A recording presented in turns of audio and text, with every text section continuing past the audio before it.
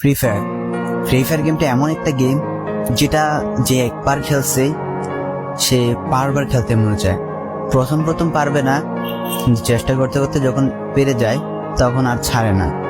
আর এই গেমটা যারা একবার খেলছে, যার মনে একবার জায়গা করে নিয়েছে, সে কখনোই এই গেমটা বলতে পারবে না।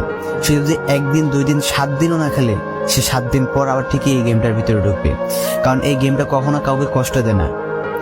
এই গেমটা সবসময় সবাইকে আনন্দ রাখে।